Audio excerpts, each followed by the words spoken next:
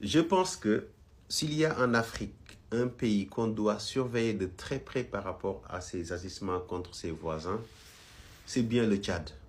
Vous savez que dans plusieurs interviews, Abdraman Tchani nous a parlé du rôle néfaste que le Tchad est en train de vouloir accepter pour participer à la déstabilisation du Niger. Premièrement, c'est d'avoir hébergé Mohamed Kono, un rebelle connu, qui aujourd'hui dirige le mouvement patriotique pour la justice et la liberté. Ce mouvement qui dit patriotique, mais en réalité c'est un mouvement d'apatride parce qu'il sert à attaquer le pays, les citoyens.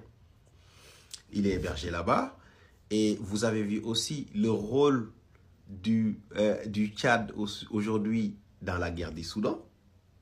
Le Tchad qui accepte que les Émirats arabes unis fassent transiter les armes via ces aéroports avant d'atteindre le front pour alimenter les FSR qui est en train de faire des massacres.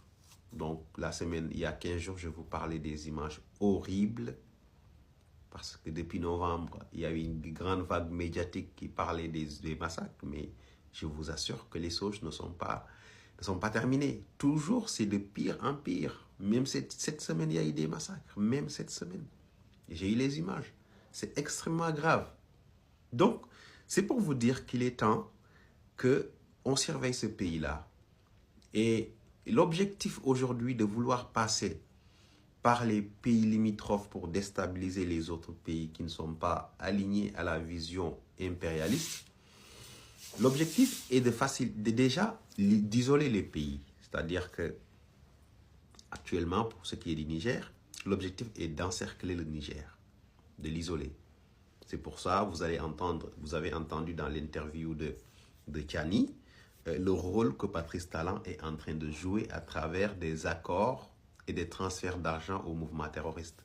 Et il est allé jusqu'à dire que au nord du Bénin aujourd'hui, l'armée ne peut plus être présente là-bas. Et il vous a parlé de transactions de 90 millions de francs CFA qui devaient servir à l'achat des motos sur une somme de 300 millions de francs CFA. Et après, vu que le contrat n'a pas été renouvelé, il y a eu les premières attaques début 2025 qui a fait une trentaine de morts et après une autre attaque qui a fait plus de 60 morts. Donc ça, c'est des éléments que nous avons appris via son interview. Mais ce qui est très important, c'est de savoir qu'aujourd'hui, l'objectif réel, c'est de détruire cette dynamique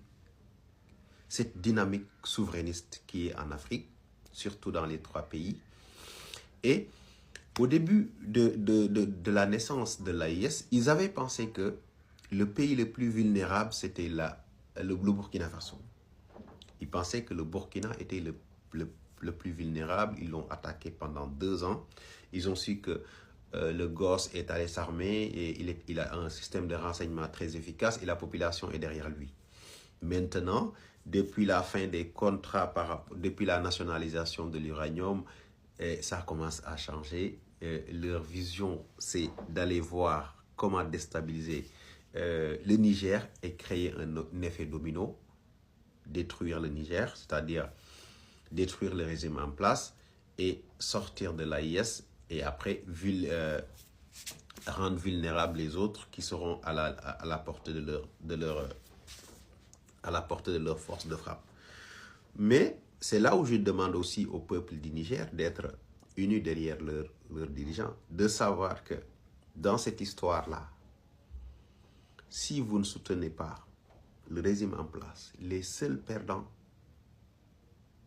c'est vous, peuple. Oui. Parce que vous avez des ressources. Un régime est arrivé. Et il a dit, je vais vous rendre vos ressources. D'autres ont dit non.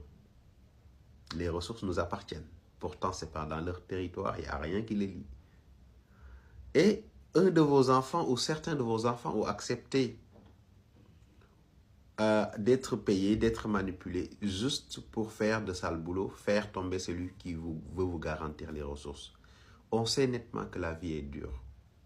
Votre pays est en guerre, mais Être en guerre ne signifie pas absence de dignité et accepter la domination, accepter la colonisation. Et la colonisation, l'impérialisme, c'est d'abord l'humiliation. Donc, défendre votre dignité, c'est défendre la souveraineté sur vos ressources.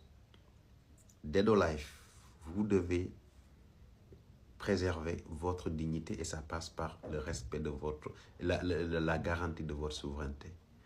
La garantie de votre souveraineté ne passera jamais par toutes ces personnes qui collaborent avec les impérialistes installés dans des pays voisins qui viennent attaquer, tuer vos enfants, se replier dans les autres pays. Et souvent, les chefs qui reçoivent les mallettes, c'est des gens qui sont dans des hôtels 5 étoiles, bien entourés, avec des serveurs, avec de très belles femmes.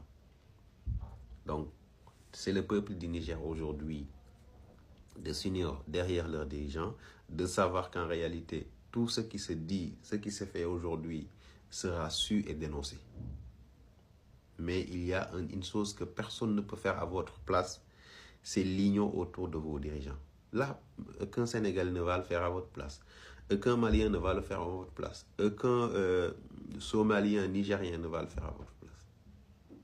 C'est à vous de le faire. Union sacrée autour du peuple, autour des dirigeants, la préservation de votre dignité, de votre souveraineté. Parce que votre dignité commence par votre souveraineté. Quel que soit le peuple que vous êtes, si vous perdez votre souveraineté, vous perdez votre dignité. Et je le dis à tous les peuples africains. Tous les peuples africains qui ont perdu leur souveraineté ont perdu leur dignité. Quels que soient les tours que vous avez chez vous, quelles que soient les autoroutes que vous avez chez vous, quelle que soit la quantité de nourriture disponible sur votre assiette, vous avez perdu le plus important de votre vie, c'est votre dignité. Et ça, c'est la vérité. Je vous donne juste l'exemple aujourd'hui de la Corée du Nord. La Corée du Nord est un pays qui a longtemps été dénigré. Aujourd'hui, ils ont leurs bombes atomiques. C'est un peuple souverain. Ils produisent de très, très, très grands scientifiques, contrairement à beaucoup de pays qui sont en train de rigoler sur eux.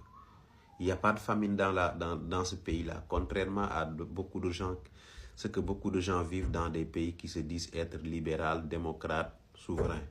Donc, évitez la manipulation. Sachez que la dignité d'un peuple commence par sa souveraineté. Dès l'instant que vous perdez votre souveraineté, vous avez perdu votre dignité.